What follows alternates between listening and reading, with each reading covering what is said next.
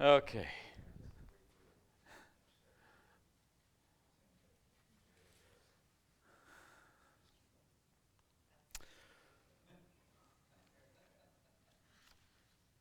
Yeah, I just read through the whole thing each year, so I have to read everything. Just keep on reading. Go through it every year. Yeah. Yeah, Isaiah's a hard one to read through. I actually struggle more with, like Mike was saying, some of the more Levitical books, Numbers. Those are a little more challenging. Um,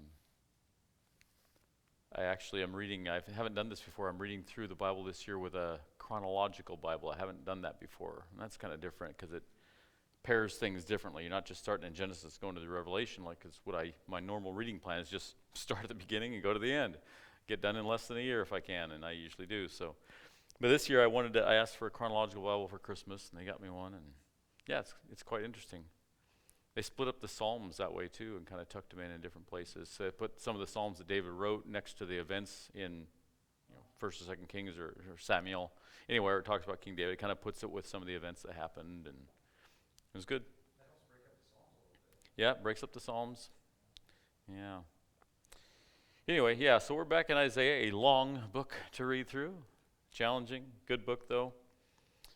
We're going to finish up our little survey through the messianic sections this evening. We don't have much to go. We got through most of it already. That's a pretty long section in the notes. So again, tonight I'll say as I do each time, so nobody thinks I'm taking credit for this material. This is not my material. This is the material of Professor David Needham, who I had in seminary at Multnomah Seminary back in the 90s. His notes on the book of Isaiah, I'm just kind of looking at them and we're relating them, talking about them together, kind of trying to see what he was leading us through as a class. And it's a good way to get into God's Word without a massive amount of prep on my part. So that's been useful for my scheduling. So we are then,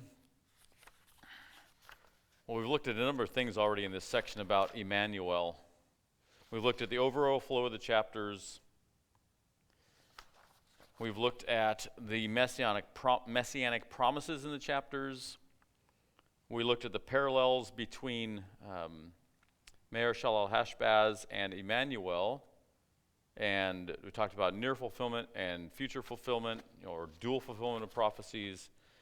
We looked at gaining perspective on Isaiah 7 through 12, and then tonight I'm in the last two sections, but one of them is quite small. And we're just going to talk about the question he has here is what was behind Judah's strange negative response to the goodness of God? Because God pours out his grace on them, and yet they don't always respond rightly. And so as we kind of have worked our way through these things, we kind of come up to that question.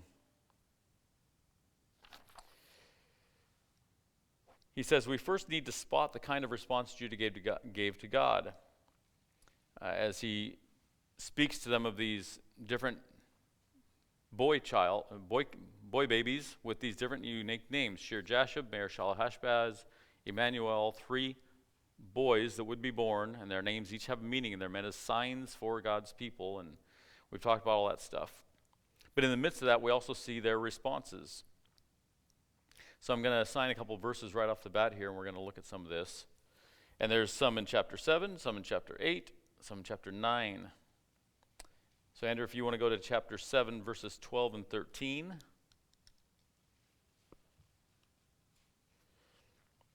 And Lydia, to chapter 8, verses 6 through 8. Frank, you got your Bible there, right? Would you go to Isaiah chapter 9, verses 9 and 10? And Nathan, you could go to the same chapter. I could give it to Frank too, but we'll just split up one more. 9:13, Nathan, Isaiah 9:13. You get those sounds a lot when the weather starts changing or the temperatures start changing. The whole ceiling all of a sudden has these creaks that run through the whole roof. Heard it this morning pretty good too. Okay, so in 7, I'm going to get there myself. 12 and 13. So what he had us do in class, he said, jot down every passage in chapters 7 through 12 which give us a clue to Judah's attitude. And he put this in parentheses. To put it another way, jot down all the references pointing to the sins of God's people, because it's in those sins that we find their attitudes. So let's listen to chapter 7, verses 12 and 13. But Ahaz said, I will not ask, and I will not put the Lord to the test. And he said, Hear then, O house of David, is it too little for you to weary men, that you weary my God also? Did you hear that, especially in the first verse? I will not ask. And then maybe he tries to justify and say, well, I'm not going to put the Lord to the test. But no, I'm not going to ask God what he thinks or about these things. Chapter 8, verses 6 through 8. Because this people has refused the waters of Shiloah that flow gently, and rejoice over Rezin the son of Remaliah, therefore, behold, the Lord is bringing up against them the waters of the river, mighty and many, the king of Assyria in all his glory. And it will rise over all its channels and go over all its banks, and it will sweep on into Judah. It will overflow and pass on, reaching even to the neck, and its outspread wings will fill the breadth of your land, O Immanuel. Remember, Rezin and Remaliah are those who are coming against, right? They were part of the enemy, or they were looking to them for deliverance from the enemy instead of looking to God. Is that what it was? I'm trying to think back. Feels like it's been a long time since we looked at that, because we've spent a lot of weeks in chapters 7, 8, 9, 10, 11, and 12 already. How about chapter 9, verses 9 and 10? Oh, hang on. Microphone, Lydia. Send it back.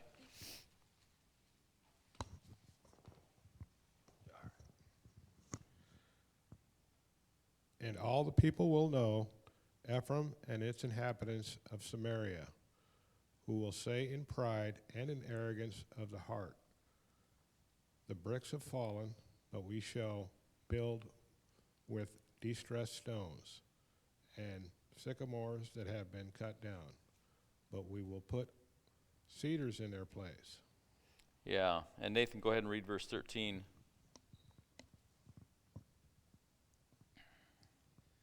But the people have not returned to him who struck them, nor have they sought the Lord Almighty. So if you put all these things together, and we could spend more time trying to look at the context of each of these ones, and if we were doing this in more of a compact setting, you would have heard those things already, 20 minutes ago or something, but we're plodding our way through. But you're hearing that their sins are things like rejecting God, rejecting to seek after God, pride and arrogance. So why are these things such a stumbling block for them? He says, but why? Why was this response what they gave to the kind overture, so to speak, of God? Because God has always said this, and we've said it many times lately. God has often said to his people, obey me, seek after me, and you will have all the blessings, more than you can believe. But if you reject me, these curses will come on you. The blessings or curses, which you're going to choose. Why in the world? I mean, we see their sins are rejecting God, pride, arrogance.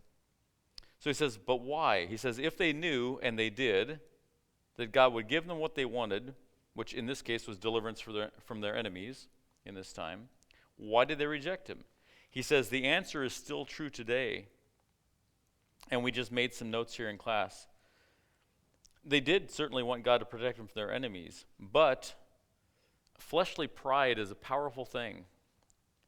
Humble dependence upon God cannot exist with pride and a willful independence. Secondly, yes, they wanted the gift, God's grace, good things to happen, but they did not want the giver. You know how he talks about how their religious observances were empty? We see this often in God's message to his people in the Old Testament. They wanted the gifts, the blessings, but they did not want the giver. The relational implications were what they rejected. Dependence, love, a God focus rather than a man focus. They decided that was too high of a price to pay.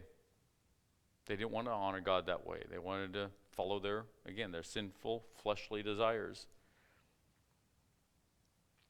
Iva, would you turn over to Matthew chapter 11? We can all turn there. Matthew chapter 11. Put a marker in my Bible here. We'll have Iva read it, but we can look along with her. Matthew chapter 11. 28 through 30. 28, 29, and 30. So, bearing in mind that they're rejecting God out of pride, out of arrogance, they want the gift but not the giver. Their fleshly pride will not humble themselves. And we contrast this with a statement like we hear from Jesus in Matthew 11, 28 through 30. Oh, microphone, do you have the mic? Yeah. Come to me, all you who are weary and burdened, and I will give you rest.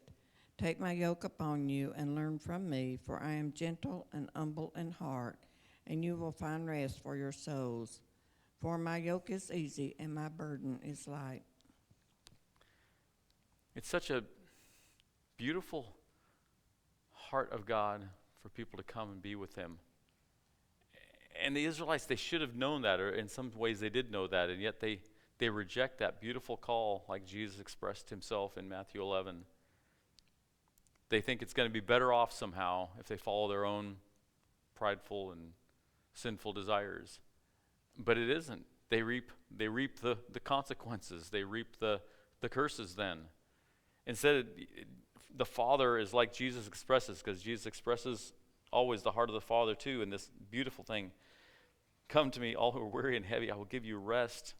I'm gentle, lowly in heart, you'll find rest for your souls. What you're seeking, I'm offering. And we know that's true in the world too as well, right? So many people in the world, they wouldn't so much think about, getting deliverance from oppression and things like that so much. They think more in terms of, peace or contentment in life or the answers to life. I mean, they want to know what it's all about a lot of times. What's the purpose? What are we here for?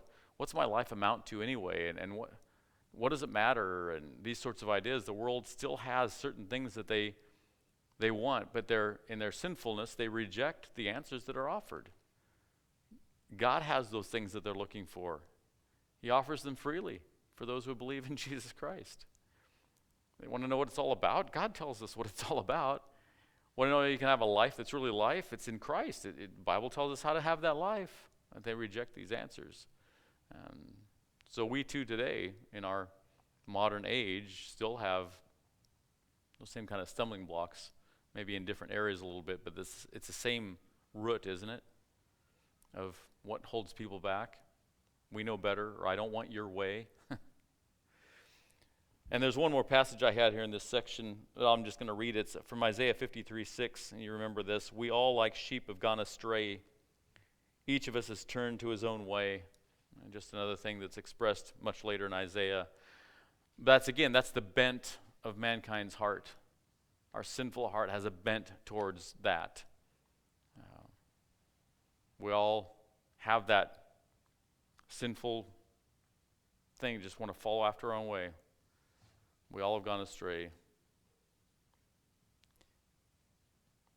So that's kind of how he wraps up the main section of the book. There's just one little thing that's left here. It's kind of interesting. But any other thoughts or comments on, and microphone is wherever it is. Can you send that back to Mike, please? Thoughts at the moment before we move on? Go ahead and then pass up to Kirk, yeah. Okay. I was just thinking about, I was actually looking back at the first one you read. Mm-hmm. That Andrea read back in 7:12? 7:12. Yeah. God says, first, if you go back a verse or two, it says in verse 10, then the Lord spoke again to Ahaz, saying, ask for a sign for yourself from the Lord your God, and make it deep as Sheol or high as heaven. But Ahaz says, I will not ask, nor will I test the Lord. God says, ask what you will. And Ahaz says, I couldn't do that. I wouldn't put God out, or I wouldn't. Yeah. But it's like, and why do we not ask sometimes? And why do we not lay our plans before the Lord instead of just deciding Yeah. what we want to do. I mean, I don't see us as different. I mean, I guess that's what Right. I'm saying. I think a lot of times I feel like we can handle it. You know, we can do this, and the truth is far from it. Yeah. But in our pride, and I think that's what it was talking about, we feel like, well, I've got this so far, God. Now I'll let you know when I get in trouble. Yeah, when I run out of my own strength and wisdom, I'll check. Yeah, See so- see what you think then. But I'm good to go. I'm fine. Right. So- Yeah. Kirk, your thought? I was just thinking from Fiddler on the Roof, the idea of tradition. Tradition is so easy to follow without thinking. I think the Jewish people believed that it's easier to follow their tradition than to follow the Word of God, which they didn't understand. Yeah, that idea of relationship. I'd rather just go through the motions and do my religious observance than actually try to figure out how to have a genuine relationship, that idea. It was a perfect ladder. The steps Yeah. were always there. Yeah. They didn't have to think about that stuff. Yeah, rote, repetition, or whatever, those sorts of ideas instead of relationship. Yeah, other thoughts there? Lynn, if you grab the mic, pass the microphone back, please. The part where you read, where it was read about God saying, you say, the fig trees have fell down, and Yeah, we're gonna Frank read build that part. cedars Mhm. in its place, and we're going to do this even greater than Yep. what was. We're going to come back stronger. Oh, and I was seeing the attitude that I see with where I'm reading in Revelation, where it's like a fist at God, and I see how sin is so deceptive, so dangerous, so powerful that it causes people to shake their fist at God, even in their suffering. When they could get relief, they Oh, still yes. will shake their fist. That's so clear in Revelation, isn't it? Yes. Yeah. And it's like sin is nothing to be trifled with. That's really powerful stuff. Isn't it shocking that in the midst of those kinds of incredible judgments of God coming upon the people of the earth, they still shake their fists and say, I will not. You know, we looked at that when we studied Revelation last year. Just it breaks your heart in a sense, and also just astonishes you. What is the strength of sin and pride that you, in that situation, still refuse to call out to God and acknowledge that He is God, and they're just not. Yeah. Interesting. But yeah, that's the power of sin and pride and self and flesh and the devil mixed up in there. Well, the last little thing I have in these chapters are, let's see if we can take a look at them together. In Isaiah chapter 10, 9 through 11. Isaiah 10, starting in verse 9, 10, 11. Bryn, I don't know, it's got a lot of hard words. I don't know if you want to try to read these things. They're not all horrible, but just say them like, read 9, 10, 11 for us, Bryn. Is not Calno as Carchemish? Is not Hamath as Arpad? Is not Samaria as Damascus? As my hand hath found the kingdoms of the idols, and whose graven images did excel them at Jerusalem and of Samaria, shall I not, as I have done unto Samaria and her idols, so do to Jerusalem and her idols? Now, you see there, look at verse 9. Calno, Carchemish, or whatever, it's Hamath and Arpad, Samaria, Damascus. Now, Samaria was more the nation, Damascus is a city. So there's 6 different names there. Hold that thought for a minute. Now turn over to chapter 10, verse 28 through 32. Same chapter. Just look there, starting at 28. You can see it goes from kind of a prose to more poetic as far as the indentation of the lines here. But look again now, it's a longer section, so just scan it. 28, 29, 30, 31, 32, those 5 verses. He has come to Iath, he has passed through Migron, at Michmash, he stores his baggage, they've crossed over the pass, at Geba they lodge for the night, Ramah trembles, Gibeah of Saul has fled, cry aloud, O daughter of Galim, give attention, O Laishah, O poor Anathoth, Madmenah is in flight, the inhabitants of Gebim flee for safety. The very day he will halt at Nob, he will shake his fist at the mount of the daughter of Zion, the hill of Jerusalem. The professor said what's going on here is a progression of the enemy coming against God's people. He says, imagine yourself living inside the walls of Jerusalem, and you have heard all the dreadful tales of Assyrian atrocities. And now you wait in total fear, for as each day the reports arrive of the advancing armies of the enemy. Assyria has left Rimnon. He's reached Aiath. He's passed through Migron, has left his baggage at Michmash. They have crossed the ravine, lodged for the night at Geba, Ramah, Gibeah, on and on these names go, and it finally ends up in Jerusalem. It's almost like they're on their way. They're getting closer and closer, and like the news reports day by day, oh, now last night they had their baggage over here, and now they're marching over in this direction. And it just progresses closer and closer when you look at these places on a map or figure out where they are on a map as much as you can. I didn't take the time to try to find a really good map and check all those things. I don't know if some of you are really into the kind of cartography stuff, but you could kind of look up each of those places and see if it in fact is. He kind of shows it on a rough scale here and just kind of shows these things, but I don't know if this is just an artistic representation or if he's really trying to show the direction. Because it's not a map. He just has, I don't know if you can see this on camera at all, but you guys can see it out here. He just has this squiggly line, just a curved line, and he kind of made notes, like points at all these things. I don't know if it literally followed this kind of a winding path or not in reality. Somebody who wanted to look at maps could check that out. But that's kind of how he finished up that whole section, was just talking again about how, I guess this is one of the big points here, is that what did it start out with? A remnant shall return to King Ahaz, which means you're going to go into captivity. Because you have to have somewhere to return from and a reason to return. You return because you've been captured and taken away. And Shir-Jashub, this child was given as a sign to the people, and his name means a remnant shall return. That's not the kind of sign Ahaz wanted to hear about, because it meant they would be conquered. And the Assyrians are, so again, the Israelites were trying to, if I remember right now, they were trying to like make a pact with Assyria. Is that the Rezin? When it talked about that, they were trusting in Rezin and Remaliah or whatever it said, because they were worried about these 2 little tiny kingdoms that were close by, Samaria and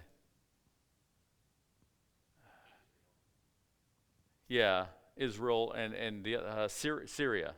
Yeah, Israel and Syria. They should have been worried about the big nation, the really scary one, but instead they were trying to make a pact with the big nation to protect them against these 2 little nations. God said, these 2 little nations are nothing. Assyria is going to come and conquer them, and they're going to conquer you too.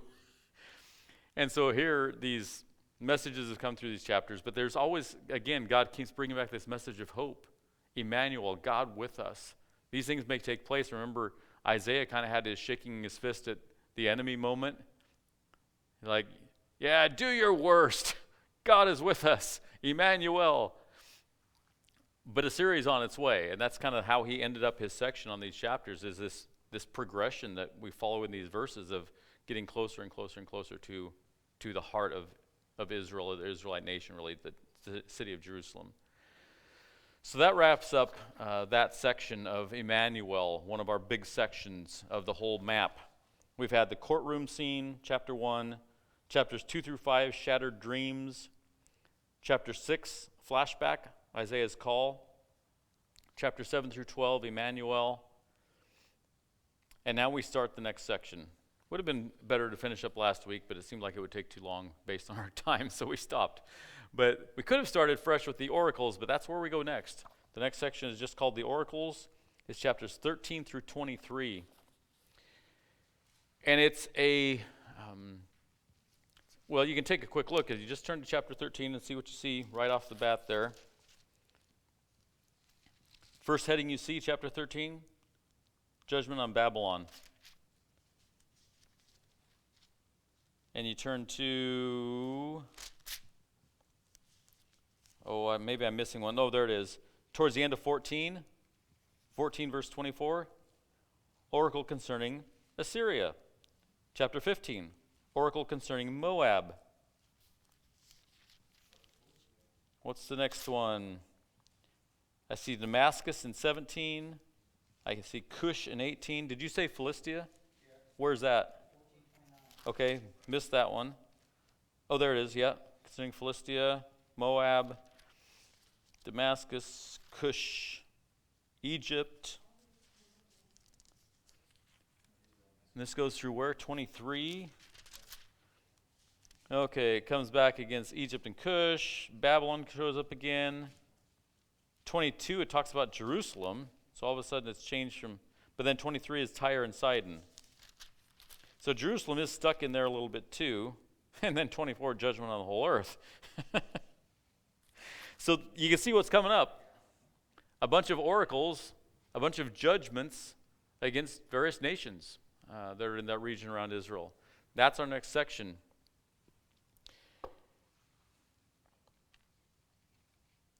And this is not the only time that God's Holy Spirit led his prophets to speak about other nations and actually make extended prophecies about other nations. We find it shows up in a number of other places. I mean, not a huge number, but quite a few.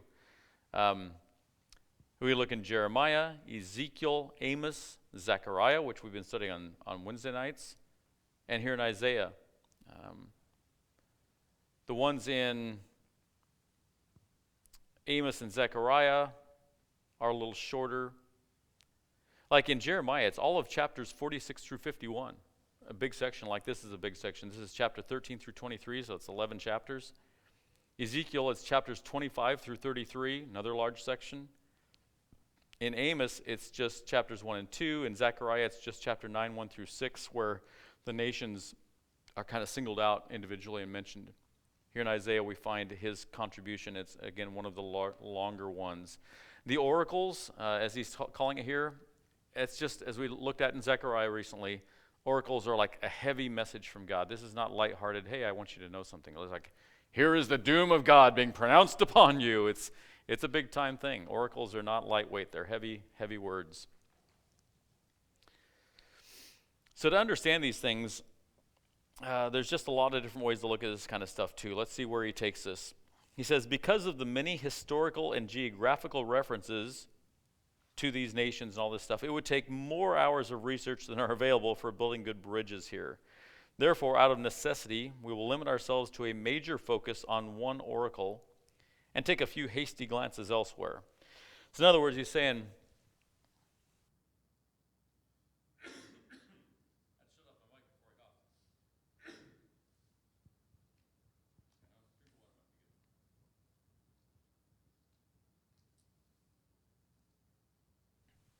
so in class, he did not take us into depth on each of these nations that are mentioned.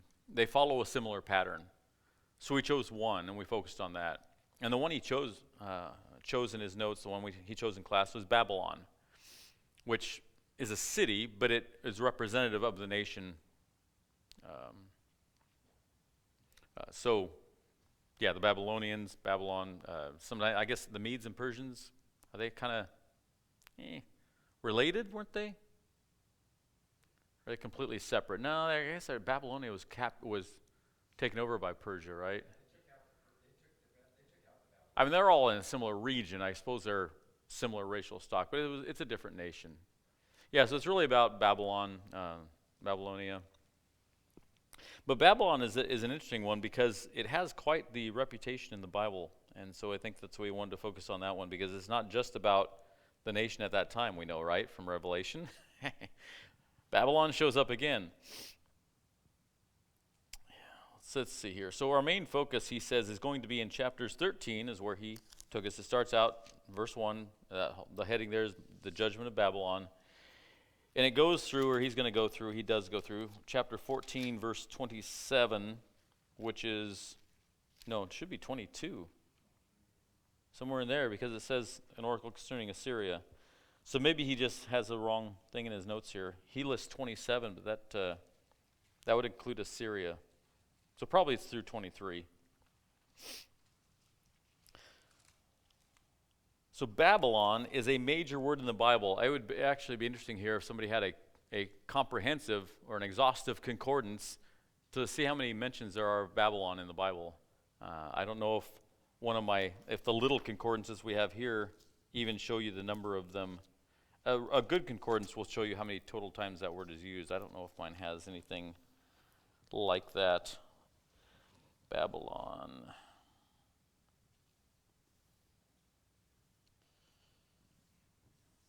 I'm sure this is not exhaustive. It has about 10 listed here from 2 Kings, Ezra, Psalms, Isaiah, Jeremiah, Daniel, and Revelation. You got 5 in yours? Two symbolic of godlessness, it says in Revelation. And then under Euphrates, there's 4. 2 Kings, Ezekiel, Jeremiah, and Daniel. Yeah. I should have grabbed my exhaustive concordance to see how many total there are. But we know that Babylon is mentioned fairly often in God's Word, and not just in some of these prophetic oracles. Why is Babylon unique like this? He says, let's try to catch some of the mysterious atmosphere surrounding this name. To do this, he says, we'll go all the way back to Genesis. And we have 4, 5, 6 main sections we're going to go to. So I'm going to assign verses again. And we're going to try to get the gist of each of these, what is kind of going on here. So, Kirk, you're our next reader? Or go ahead if you had a comment. I was going to ask you, you said sometime that Babylon may refer to Rome at one point? Yes, I said that this morning in the message. That's correct. And then we sort of indicated that it's passed away, but I think the Roman Catholic Church is maintained forever. I don't think it's gone away. Well, yeah, it's like, okay, so the Roman Empire as it existed around the time of Christ, it fell apart. You know, the emperors died, it fractured and split up. But in many ways, it's never really gone away. That's true. Correct. Western culture has a lot of roots in Roman culture and Greek culture, right? The Roman Catholic Church could be said to be some continuation of some things, perhaps, although Roman Catholicism didn't come out till quite a while after the nation of Rome. But you also think about the prophecies about the end times and the 10 nations, and is that a rise of Rome again? Does that have something to do with that? But in the sense of this morning's statement that Peter was signing off saying, those in Babylon greet you, he's saying the believers in the city of Rome. It was a code word for Rome in the time Peter was writing. Mm-hmm. But for whatever reason, he was protecting the identity of some, or I don't know what exactly the purpose was for that, but he was using the term Babylon this morning at the very end of 1 Peter to speak of Rome, yeah. And don't we look at the Crusades as part of the Roman Catholic Church? And the Inquisition is part of the Roman Catholic Church. And everything's gone along up until current is the very powerful Roman Catholic Church that is probably a force to deal with. Well, they have exerted a very large amount of influence for a very long amount of time, absolutely. Those who studied church history, if you've ever looked into those things, there's some people just study the history of Catholicism and see all those things, but you can study church history, and there's a lot of really surprising, shocking, disturbing sorts of things that were perpetrated by Roman Catholicism. The popes who were extremely powerful but not godly, and some of the things that they did, some of the thefts they did, some of the really murders or genocide or whatever you want to call it, the horrible acts. In fact, there's a time of the Roman Catholicism, there's a time called the Babylonian captivity of the church. It was a particular period of Catholic church history. And there's the Avignon papacy and all kinds of things it was a horribly messed up thing. And so when you see the caricatures, so to speak, of the evil priests being the villains in, say, Robin Hood, that's because they were very corrupt, evil men with the veneer of religion. It was they wielded power over nations in a very large way through much of the Middle Ages, and yeah. But I would say the Roman Empire, as Jesus knew it, as Peter knew it, has ceased to exist.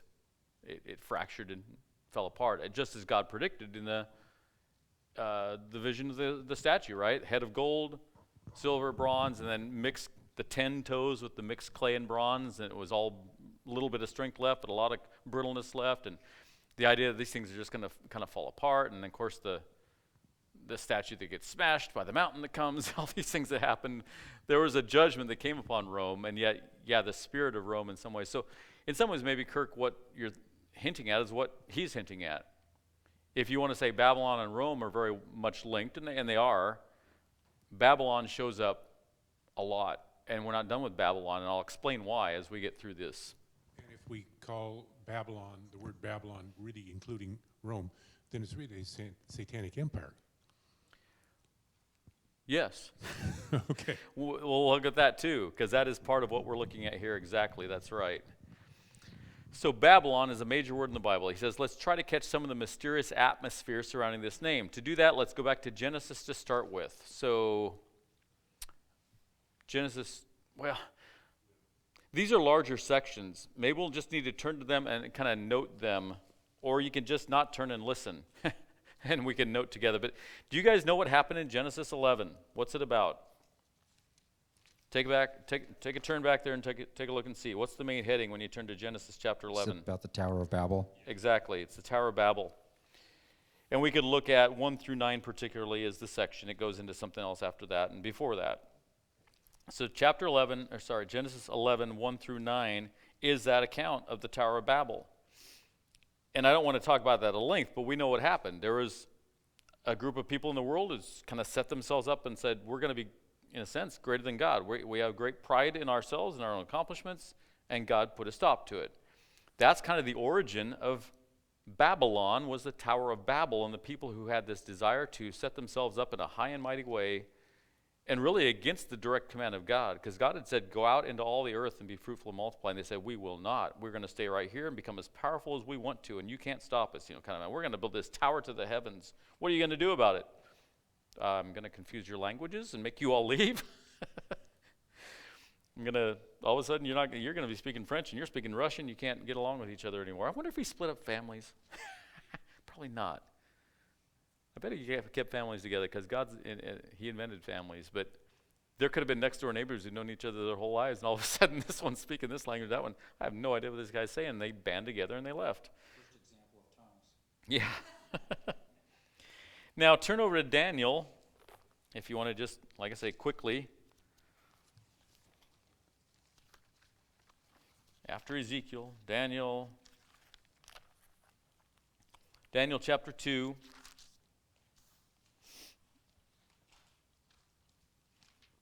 In verses 31 through 38, it's when Daniel interprets the dream to King Nebuchadnezzar.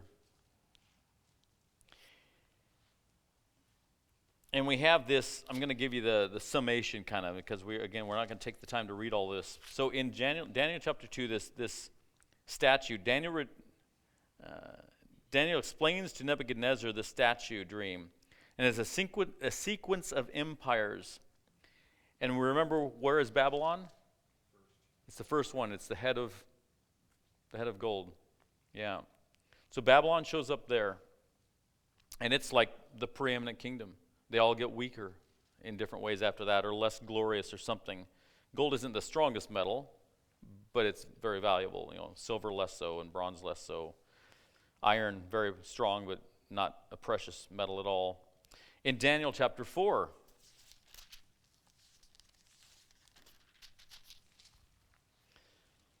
verses 22 through 31. Do you remember what happened here when Nebuchadnezzar became proud? Look at this great city that I have built. What happened to him? He was out eating grass like a cow. Yeah. In a sense, his humanity was taken away for 7 years. And he lived like a beast. And what was because of? His pride. God will humble him because of his prideful view. And Daniel warned him, King, turn away from your pride before something bad happens. He didn't do it. About a year later, I think, if I remember right, he was on his rooftop one day looking, look at all this that I have done. I'm amazing. And instantly it says he was changed. And then back in Isaiah, where we've been, in chapter 47, Isaiah 47, 1 through 15. Oh, a microphone? Or?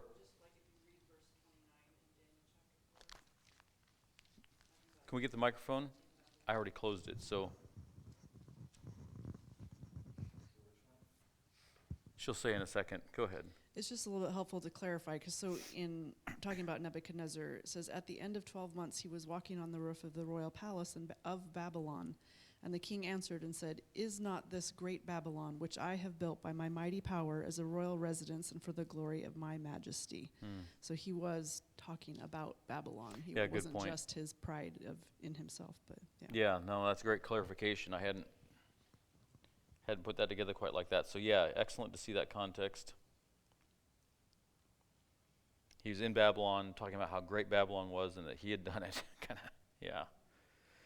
Okay, in Isaiah chapter 47, you see the heading? The humiliation of Babylon is what I have.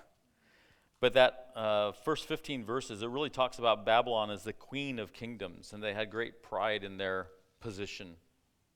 Now, I haven't read it recently. I'm just looking at my notes here. And it's kind of long to read it. Well, it's the whole chapter. But to sum up that chapter, Isaiah 47 is just, our summation in class was Babylon, the queen of kingdoms, and I wrote pride in that. Also shows the judgment was pretty severe.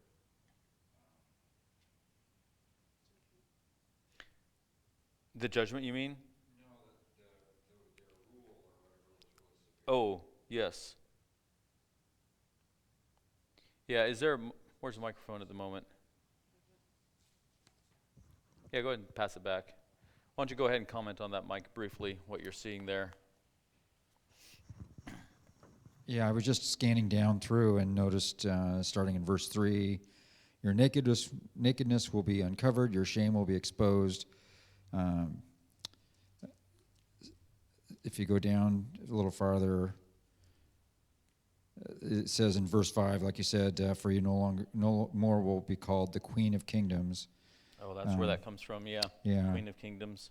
You did not show mercy to them. On the aged you made your yoke very heavy, yet you said, I shall be a queen forever.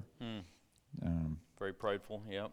Now in verse 8, now then hear this, you sensual one. I am, and there is no one beside me. Exactly. Yeah. I am, there is no one beside me. I shall not sit as a widow, nor shall I know loss of children. Anyways, there's a number of things. Yeah. In verse 10, you felt secure in your wickedness. It said, no one sees me. Your wisdom and your knowledge, they have deluded you. Yeah. Yeah, verse 12, they had enchantments and sorceries, and they were powerful, they were learned, they had arcane arts and all this kind of stuff. Yeah, so that's another mention of Babylon there. If we turn over to Jeremiah, chapter 50, so the very next book, towards the end, Jeremiah chapter 50, well, okay, again, it's all of chapter 50 and 51. What do I see at the beginning of 50? It says judgment on Babylon, and 51, the utter destruction of Babylon.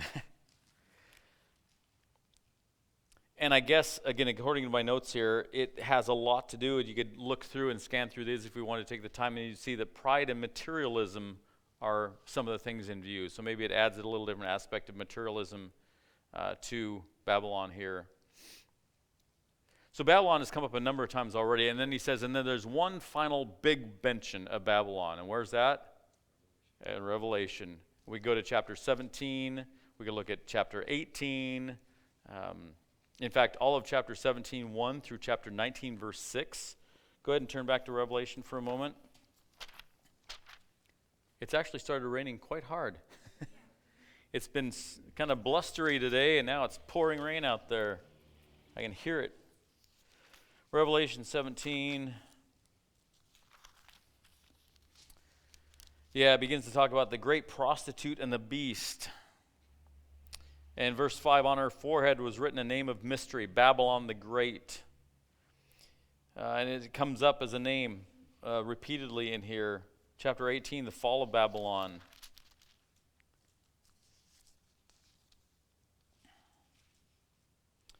Rejoicing in chapter 19 because of the fall of Babylon in the first part of 19. It's really a contrast as well, he's saying, between Babylon and the New Jerusalem. This ultimate city of evil, so to speak, or you might even say, like Kirk is saying, not just a city of evil, it's a spiritual force of evil. It's a whole system of evil. In fact, so let me speak to that. We kind of see these different references now. So what then is Babylon? So Kirk, this is getting back to where you were. So first of all, Babylon is in fact an ancient city and an ancient empire. Yes, it was an empire named Babylon or Babylonia. The capital city of the nation of Babylonia was Babylon. Founded upon, in a sense, the perspective of the people of Babel. I don't think it's an accident that Babylon, many thousands of years later, not many thousands, but I don't remember what the time span would be between Babel and Babylon. A few thousand years. And yet they mirrored exactly, maybe not exactly, very closely the attitudes of those at Babel. Because here's, a very similar location, yes. The plain of Shinar, right? Is that where? Same area. Yeah. So he says, yes, first of all, it is an ancient city and an ancient empire. And you could look for places where it's literally just spoken of as those literal places. But he says it is also a diabolic philosophical system. In fact, Babylon is the world. The way we talk about, do not conform any longer to the pattern of this world, Romans 12. It's the world system. And again, who's in charge of the world system? Satan, our enemy, is in charge. The way he described it here is he said,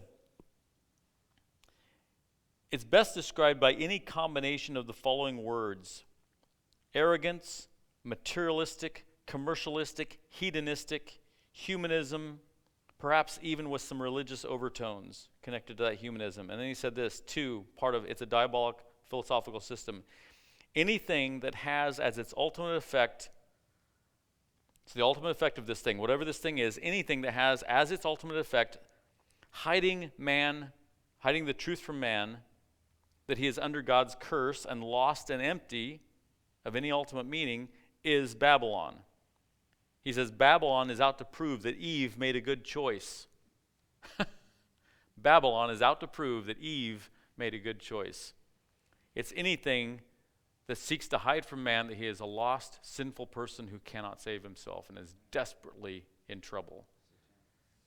That's Babylon. He says, where is Babylon today? It's everywhere. It's worldwide. It's the U.S., it's Europe, Japan, China. It's everywhere. Everywhere where people refuse to bow their knee to God, rather governmentally or, in a sense, individually, that's Babylon.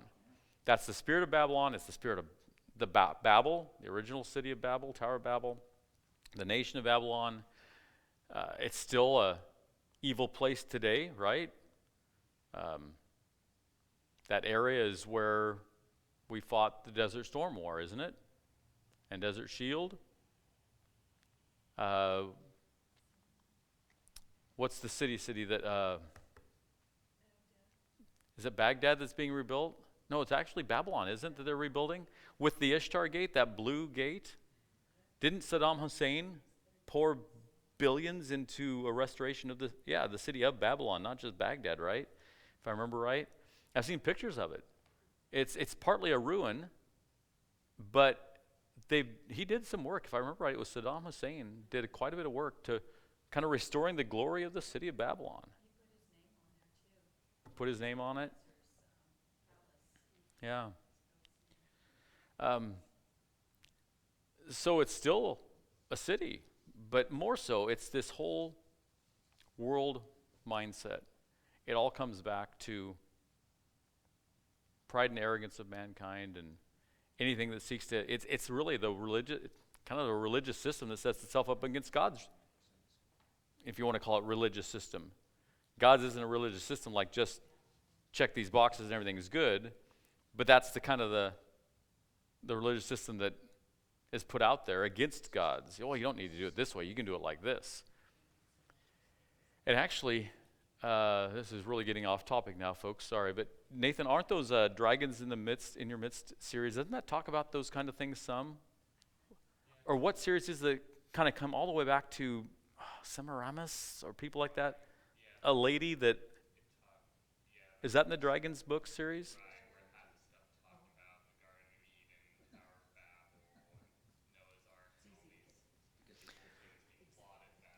Yeah. So there's some really interesting fictional stuff that it kind of weaves in some of this world system stuff, and it goes all the way back to. Yeah, not factual, but.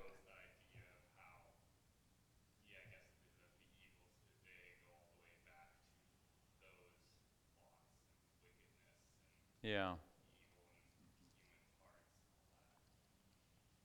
So there's some interesting tie-ins there. I should have maybe had that on the microphone, but that's okay. So I mentioned the name of the book, but why don't you describe again what some of those books do, like this series. Who's that by the way, in case somebody wanted to check it out? It's technically young adult fiction, I think, but it's kind of deep. Brian Davis, I think it Brian was. Davis? If I'm remembering. And how does he weave in some of the stuff with Babel and such? What were you saying? Right, so it's not in the first ones, it's in the second set of books that they're kind of like prequels, at least part of them anyway. It ends up talking a lot about some of these characters living during the time of before the flood and after the flood, during the time of the Tower of Babel, and I think Nimrod comes into it a bit too, and some other characters, and just showing how their wickedness and evil plans and the work of Satan that are happening all the way back then, like some of those same people or same plans are what the characters are dealing with in the modern day. It's this idea how it's all connected, and Satan is behind all of it. It's not just these random events. So even though it's not factual, it does get the idea across. And Kirk, it's interesting that some of Satan's most effective applications of the system of Babylon is when he cloaks them in religion. So you could make that argument about the evil nature of, especially certain periods of the Roman Catholic Church, was this system. It was cloaked in terms of, we are the true church. I mean, Peter was the first pope, and we're still doing these things, right? And yet they're evil. Mike? I'm not going to go into a lot of detail, but you can look around in our world today and what's happening in our country and what's happening in our schools and the influence that is being pressed upon our children to accept the fact that we, as white people, are evil racists just because we're white, and kids going home crying because they've been made to feel like they're a poor excuse for a human being just because they're a white person. I mean, this is all evil. The influence of the pedophilia that's going on, of the pornography, all this stuff is from the evil one. That is all Babylon. That is all around us. It's all traced back to this same world system. Exactly. This affront against God, this system that's setting itself up against God. It's not really done, but we're at a good stopping point. We finished point 3 under the oracles. And there's a bunch more. There's 3 more points yet, but we're certainly not going to get through that much tonight. Our time's already up. But any last thoughts or comments or encouragements or challenges that someone would share as we wrap up this evening? One other thing that occurred to me a little bit ago with the in that thing you said about trying to convince people that what Eve did was the right choice. It was right around that. I was also thinking, the humanism and the pride and everything. It's like, it made me think of, like some of those things, like people wearing these headphones of motivational tapes saying like, I'm strong, I'm beautiful, I'm intelligent, I'm worthy, all these Yeah. things. And like, that's kind of part of what that does. Like, take all these ideas and apply them to ourselves, and like we can make our own salvation. And that's kind of part of the idea of humanism, is exalting humanity, and when really we should be taking those things and applying them to God. God is strong, God is beautiful, God is intelligent, God is worthy. And Yeah. so just making everything backwards, I guess. Yeah. Nathan, up here. Yeah, that kind of ties in with what I was seeing in Isaiah 47 when we were talking about the oracle against Babylon. And several times in there, Babylon says, I am, and there is no one besides me. But over and over and over in the Old Testament, you see, I am God, and there is no other. I am God, and there is none like me. I am the Lord, and there is no other. And yet Babylon is shaking their fist saying, no, I am, and there is, there's no one better than me. They weren't even creative. They just ripped off God's Right. phrase. Yeah. And I think that that's really the whole, the whole thread that goes through the whole Old Testament is that idea of idolatry. And God just keeps telling people, I am the Lord. Turn to me and follow me. And instead, they're following idols over and over and over. They're choosing to follow the idols instead of choosing to follow God. And that was their sin. He would say over and over, I will forgive you if you will just turn aside from those idols and follow me. I will forgive you. But they did not want to give up their idols. They could not give up their idols. And so I think that still that's the problem in our world today, is that we will not give up the idols of self or money or power or whatever it might be, those idols that we're ensnared by and won't give up and follow God instead. And, there's so many ways we say that, I am, and there is no one besides me. But really, it's God who is, and there is no other besides him. Yeah. Other applications or encouragements tonight before we are done? Thoughts or comments? God wins. Yeah, great way to end. Yeah, amen. Yeah, and someday all the world will know, all of humanity will know that God is, and there is no other. Every knee will bow, every tongue confess. Yeah. Well, we look forward to that.